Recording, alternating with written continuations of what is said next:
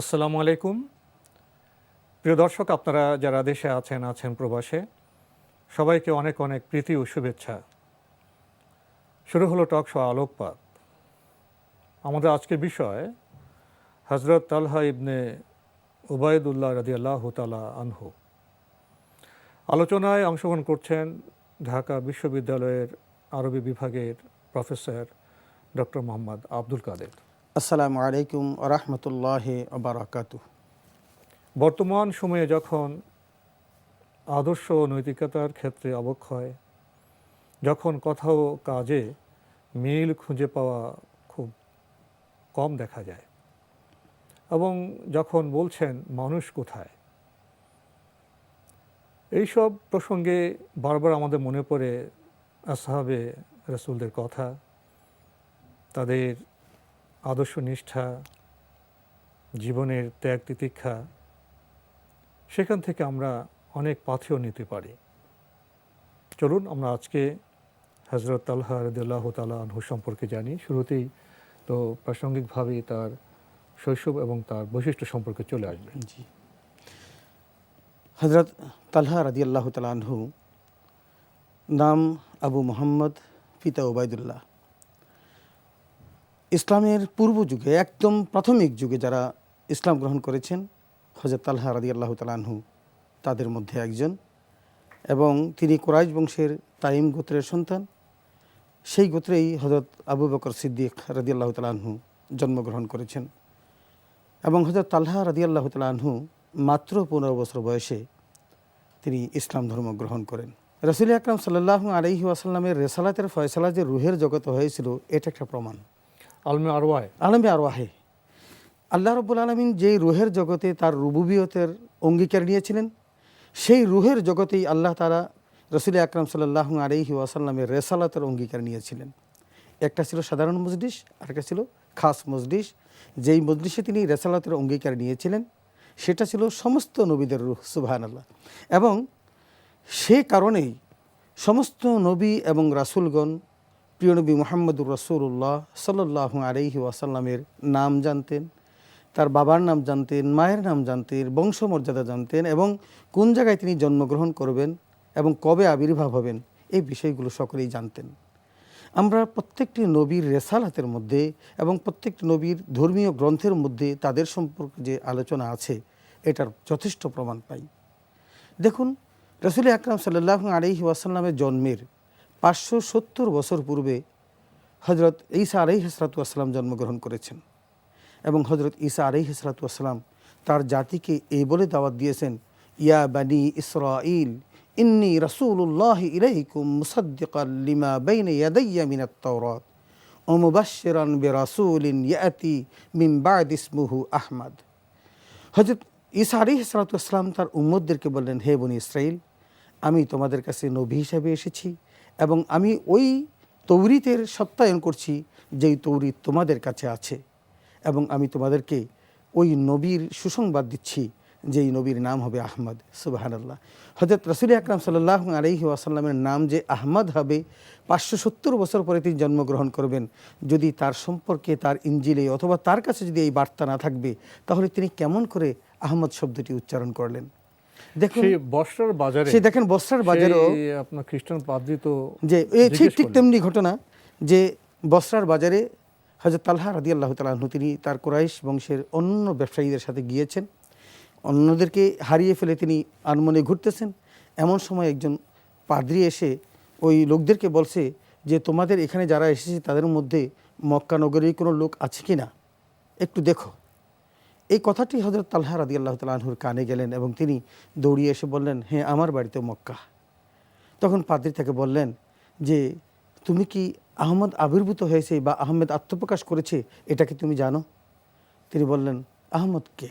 বলেন যে আবদুল্লাহ বিন Abdul Muttalib, যে আবদুল্লাহ ইবনে আব্দুল মুত্তালিবের ছেলে আহমদ, তিনি এ মাসে আত্মপ্রকাশ করেছেন কিনা তুমি যদি জানো। তখন তিনি বললেন যে না, আমি তো জানি না। তাহলে জানতেন না। এবং ওই লোকটি এও বললেন যে, বৎস, তুমি দ্রুত তাড়াতাড়ি তার কাছে যাও। এই কথাটি তার কাছে বিস্ময়ের মতো লাগলো এবং তিনি ওই তার কাফেলার লোকদেরকে রেখেই তিনি চলে আসলেন, দ্রুত চলে তিনি গেলেন দ্রুত মক্কায়। চলে গেলেন মক্কাতে। এবং সেখানে এসে জিজ্ঞেস করলেন যে আমি মক্কা ছেড়ে চলে যাওয়ার পর মক্কায় এমন কোনো নতুন কোনো ঘটনা ঘটেছে কিনা।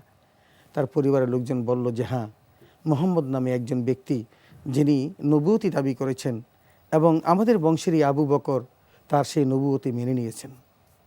হযরত তালহা রাদিয়াল্লাহু তাআলা আনহু দ্রুত ছুটে গেলেন হযরত আবু বকর সিদ্দিক রাদিয়াল্লাহু তাআলা আনহুর বাড়িতে। তাকে গিয়ে জিজ্ঞেস করলেন যে এরকম ঘটনা ঘটেছে? তিনি বললেন হ্যাঁ, মুহাম্মদ সাল্লাল্লাহু আলাইহি ওয়াসাল্লাম আত্মপ্রকাশ করেছে, আমি তার উপর ঈমান এনেছি। হে তালহা, আমি অনুরোধ করি তুমিও তার প্রতি ঈমান আনো। সুবহানাল্লাহ।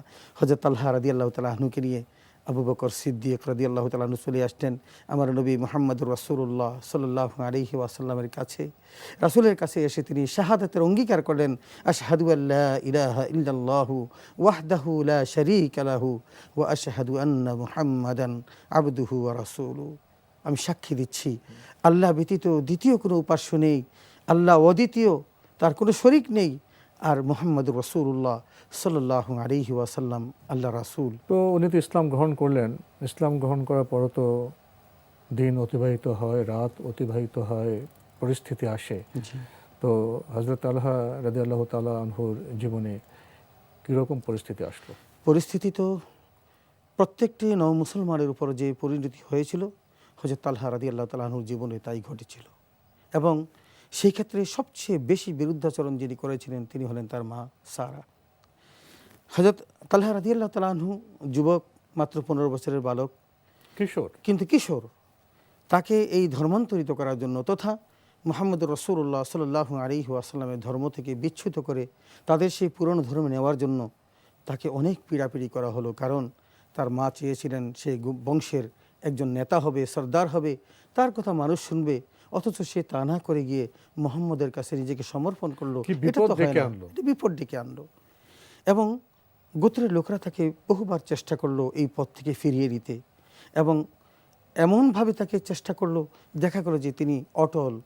সমাজ থেকে, পরিবার থেকে, আপনজন থেকে তিরস্কার আসলো, লাঞ্ছনা, গঞ্জনা, নির্যাতন আসলো। তো এরকম অবস্থাতে হিজরত করতে হয়। জি, উনি কি হিজরত করেছিলেন? হযরত তালহা রাদিয়াল্লাহু তাআলা আনহু হিজরত করেছেন। হ্যাঁ, তিনি হিজরত করেছেন। রাসূল আকরাম সাল্লাল্লাহু আলাইহি ওয়াসাল্লাম যখন হিজরত করলেন এবং উরাইকাত যখন তাকে দিয়ে চলে আসলেন, এসে হযরত আবু বকর সিদ্দিক রাদিয়াল্লাহু তাআলা আনহুর ছেলে আব্দুল্লাহর কাছে যখন সমস্ত কাহিনী বললেন, তখন তারা বুঝতে পারলেন যে ওখানকার এনভায়রনমেন্টটা একেবারেই ইসলামের উপযোগী এবং মুহাম্মদুর রাসূলুল্লাহ সাল্লাল্লাহু আলাইহি ওয়াসাল্লাম ইসলামের একটি উর্বর জায়গাতে গিয়েছেন, যেখানে গেলে মুসলমানরা শান্তি পাবে। এই বিষয়টি বুঝতে পেরে হযরত আবু বকর সিদ্দিক রাদিয়াল্লাহু তাআলা আনহুর পরিবার সেখানে যাওয়ার জন্য প্রস্তুতি গ্রহণ করলেন। হযরত তালহা রাদিয়াল্লাহু তাআলা আনহু বিষয়টি শুনলেন এবং তিনিও আগ্রহ প্রকাশ করলেন। এবং এখানে একটি বিষয় স্পষ্ট করা দরকার যে হযরত আবু বকর সিদ্দিক রাদিয়াল্লাহু তাআলা আনহু যেমন বাবা, তার সেই কন্যা হযরত তালহা রাদিয়াল্লাহু তাআলা আনহু বিয়ে করেছেন এবং সেই পারিবারিক সূত্রেই হযরত আবু বকর সিদ্দিকের ফ্যামিলির সাথে তার যে সম্পর্ক ছিল, যখন তিনি শুনলেন যে সকলেই মদিনায় হিজরত করবেন, তিনিও আগ্রহ প্রকাশ করলেন এবং সে আগ্রহের সূত্র ধরে তাকে আমির বানিয়েই সেই কাফেলা পাঠিয়ে দেওয়া হয়।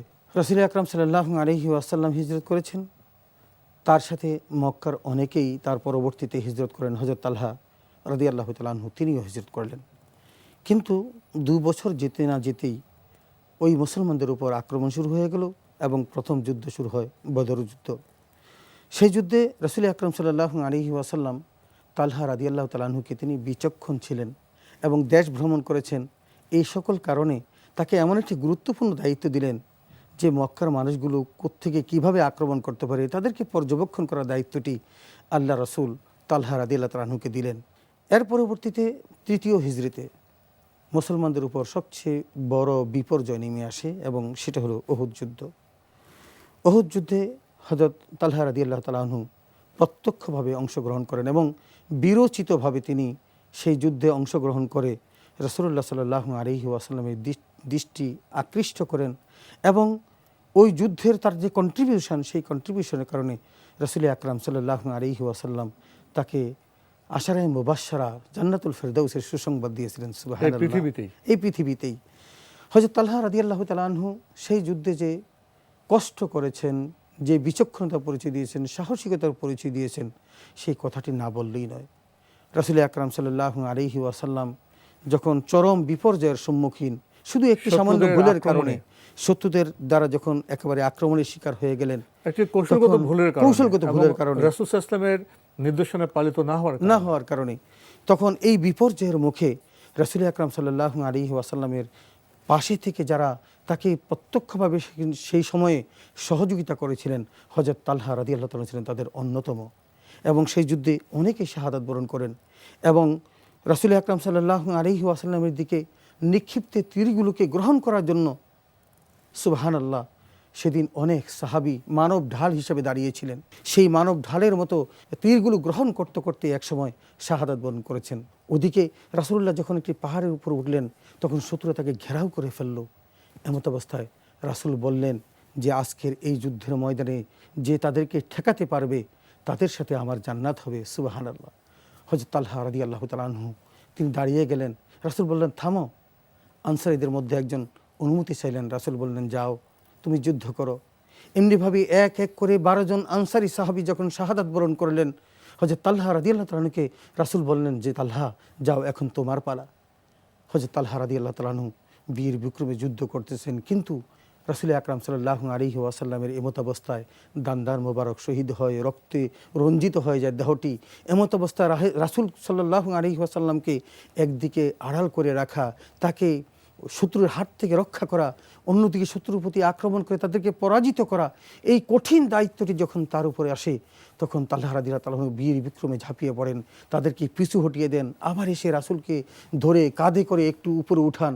এমনিভাবে একের পর এক যুদ্ধ করতে করতে করতে করতে ইতিহাসে যে বর্ণনাটা আছে, সুবহানাল্লাহ, সেটা সে ভাবতে গেলে যে সিনারিও দৃশ্যপটটা আসে, সেখানে অকুতোভয় ইমানে দীপ্ত কোনো মানুষ না হলে সম্ভব না। একদিকে আক্রমণ প্রতিহত করা, আরেকদিকে রাসূলকে রক্ষা করা, আবার তাকে টেনে উপর দিকে নিয়ে যাওয়া। সুবহানাল্লাহ। এখানে তো শুধু যুদ্ধ করা নয়, শুধু যুদ্ধ এখানে করা নয়, নানা রকম বিষয় চলে এসছে। রাসূলের প্রেমে এত মত্ত ছিলেন যে রাসূলের গায়ে আঘাত আসবে এটা কোনোদিন বরদাস্ত করতে পারেননি হযরত তালহা রাদিয়াল্লাহু তাআলা আনহু।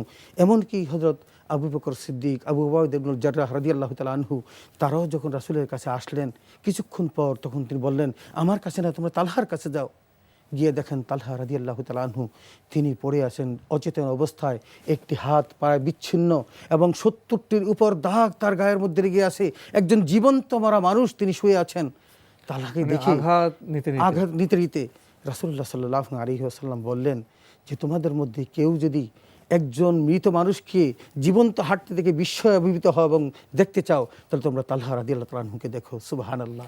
কারণটা হলো উহুদ যুদ্ধের যে বর্ণনা এবং হযরত তালহা রাদিয়াল্লাহু তাআলা আনহুর, সেখানে শুধু বীরত্ব নয়, ইমানের পরীক্ষা নয়, শুধু ভালোবাসার কথা নয়, মানে যুদ্ধক্ষেত্রে, সমর ক্ষেত্রে যেসব বিষয়গুলো এসে যায়, সেগুলো তিনি বিজয় করেছেন সেখানে সাহসে, ইমানের দৃঢ়তায়, রাসূল প্রেমে।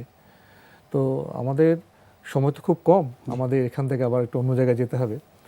এরকম একটি মানুষ আমরা যুদ্ধক্ষেত্রে যে বীর রসের বিষয়গুলো লক্ষ্য করলাম, তিনি আবার যখন দানশীলতার ক্ষেত্র চলে আসে, সেখানে অনন্য উদাহরণ রেখেছেন। অনন্য উদাহরণ। এ বিষয়ে কিছু বলবেন? সুবহানাল্লাহ। রাসূল আকরাম সাল্লাল্লাহু আলাইহি ওয়াসাল্লাম যেমন শ্রেষ্ঠ দানশীল ছিলেন, তারই আদর্শের মূর্ত প্রতীক ছিলেন হযরত তালহা রাদিয়াল্লাহু তাআলা আনহু।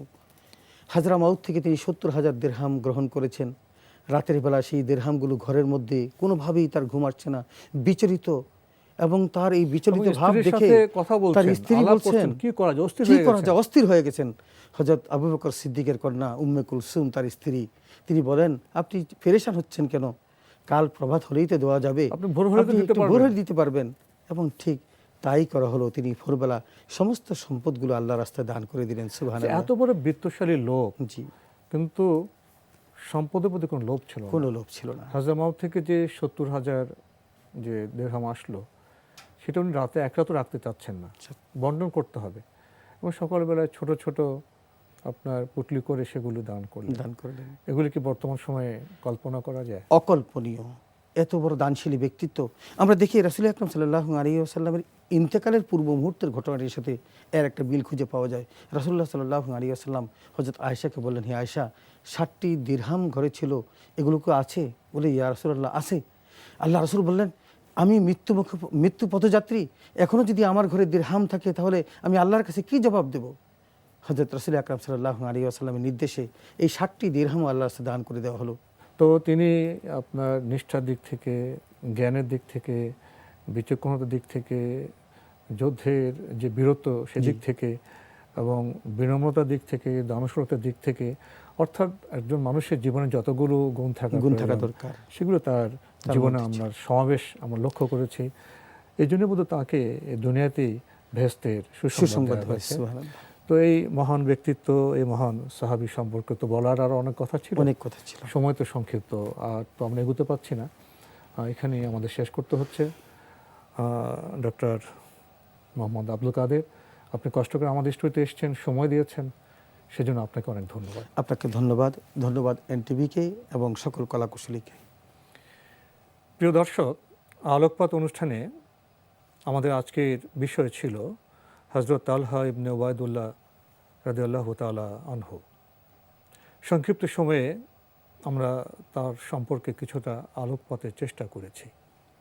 ইনারে ছিলেন সম্মানিত সাহাবী, ইনারে ছিলেন আমাদের পূর্বপুরুষ মুসলিম উম্মার।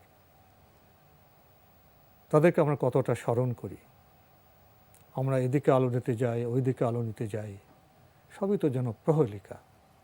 অনেক আলোর কথা বলা হয়, কিন্তু সমাজ তো আলোকিত হচ্ছে না, ব্যক্তি এবং পারিবারিক জীবন তো আলোকিত হচ্ছে না।